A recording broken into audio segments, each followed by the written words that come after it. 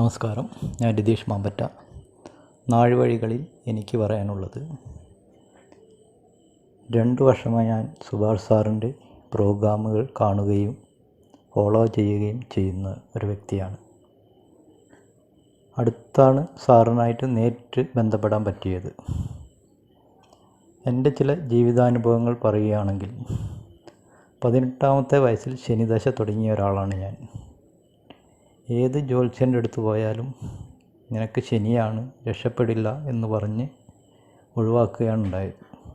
പിന്നെ പറഞ്ഞു എള്ളുതരി കത്തിക്കണം. അത് സ്ഥിരമായിട്ട് കത്തിച്ച് പോകുന്ന ഒരാളായിരുന്നു ഞാൻ. സുഭാഷ് സാറ് അത് നിഷിദ്ധമാണെന്ന് പറയുന്നത് വരെ ഞാനത് തുടർന്നു പോയിരുന്നു. ശനിദശയിൽ കുറച്ച് കഷ്ടപ്പാടും ടെൻഷനൊക്കെ ഉണ്ടായിരുന്നെങ്കിൽ കൂടി എൻ്റെ വിവാഹം, വീട് പണി, സ്വന്തമായിട്ടൊരു സ്ഥാപനം ഒക്കെ ശനിദശയിലാണ് എനിക്കുണ്ടായത്. എന്നെ സംബന്ധിച്ചിടത്തോളം ശനി ഒരു നല്ല ഗ്രഹമായിട്ടാണ് ഞാൻ കാണുന്നത്. അങ്ങനെ നോക്കുമ്പോൾ സുഭാഷ് സാറിൻ്റെ ജ്യോതിഷ വഴിയാണ് ശരി എന്ന് ഞാൻ പറയും. പിന്നീട് പല ജ്യോത്സ്യന്മാരുടെ അടുത്ത് പോവുകയും പ്രശ്നം നോക്കുകയൊക്കെ ചെയ്തിട്ടുണ്ടെങ്കിലും യഥാർത്ഥ കാരണം പറഞ്ഞു തരാൻ ആർക്കും പറ്റിയിട്ടില്ല. സാറിൻ്റെ പ്രോഗ്രാം കണ്ടതിന് ശേഷമാണ് ഞാൻ ചില പൂജകളും, അതിൽ പ്രധാനമായിട്ട് വീട്ടിൽ ഗണപതി ഹോമം ചെയ്തു തുടങ്ങി. ആദ്യം 3 ദിവസം നാരങ്ങമാല ചാർത്തി ഗണപതി ഹോമം തുടങ്ങി. അപ്പോൾ തന്നെ റിസൾട്ട് എനിക്ക് കിട്ടി തുടങ്ങിയിരുന്നു. അങ്ങനെ അത് സാറിന് അടുത്ത് പ്രശ്നം വെച്ചു.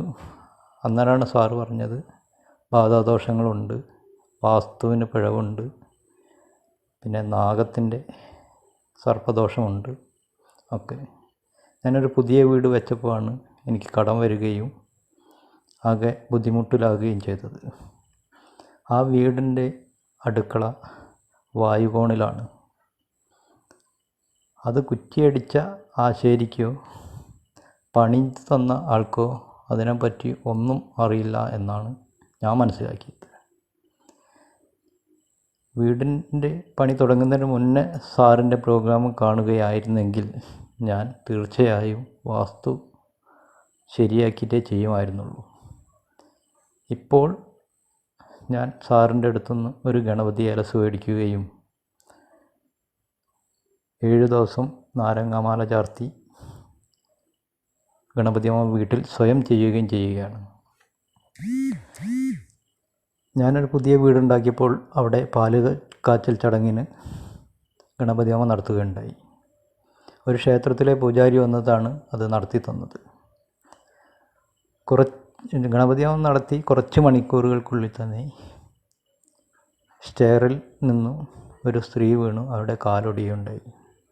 അവരുടെ ഭാഗ്യത്തിനോ എൻ്റെ ഭാഗ്യത്തിനോ അവർക്ക് ജീവഹാനി ഉണ്ടായില്ല. അതോടുകൂടി ഈ കോണം കെട്ടികളോടുള്ള ബഹുമാനം എനിക്ക് നഷ്ടപ്പെടുകയാണ് ഉണ്ടായത്. പിന്നീട് ആണ് ഓരോരോ ജ്യോതിഷടുത്ത് പോയി. അപ്പോൾ പറഞ്ഞു വാസ്തു ദോഷമുണ്ട്, പരിഹരിക്കണം എന്ന് പറഞ്ഞു. എന്നിട്ടും അതിനെന്താണ് ചെയ്യേണ്ടതെന്ന് അല്ലാണ്ട് വീട്ടിൽ എന്ത് ചെയ്യണമെന്ന് പറഞ്ഞില്ല. പഞ്ചശീലത്ത് സ്ഥാപിച്ചാൽ മതി പറഞ്ഞു, അത് ചെയ്തു. പക്ഷേ അതിനെ കൊണ്ടൊന്നും എൻ്റെ പ്രശ്നങ്ങൾ തീരുന്നില്ല. എന്തായാലും ഇപ്പോൾ ഞാൻ സാറിൻ്റെ ജ്യോതിഷ വഴിയിൽ തിരഞ്ഞെടുക്കുകയും ഏലസ് മേടിച്ച് ഗണപതി ഹോമം നടത്തി മുന്നോട്ട് പോവുകയും ചെയ്യുന്നുണ്ട്.